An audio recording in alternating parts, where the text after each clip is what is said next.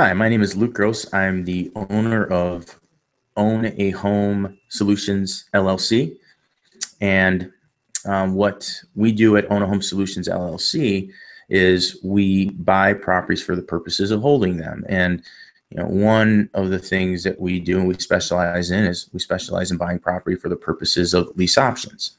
And one of the questions that is frequently asked of me is, how much money do I need to enter into a lease option agreement as a buyer? Well, that varies. It depends. It really is case by case or deal by deal in this manner. Um, Typically, it's between 5 and 10% of the purchase price. But again, that varies. It just depends on the seller. I have seen down payments as low as $3,000. I've seen them as high as $10,000. One of the things that we'll do is we'll build new homes. We'll do new construction for the sole purposes of lease optioning those properties, and we'll use Donnelly Home Builders to do that, as you see behind me. They're our premier builder here in Southwest Florida, but it really works in all 50 states, but then it depends on who you're dealing with. Some people won't require as much down payment as others. It really just does depend on the deal. And really, the more you're willing to put into the deal, the better it is for you, because it gives you more strength when you go to exercise your option to purchase. If it's a $100,000 home and you're putting $10,000 down for that, well, you've really made a financial commitment that you're going to make that deal work. And throughout the duration of your lease option agreement, it strengthens your position when you go to the bank to exercise your option to buy out the investor or the seller, or in this case, your landlord. It's a great way to do business. It's a great way for you to get into property with really less money than you otherwise would if you were going in a typical route.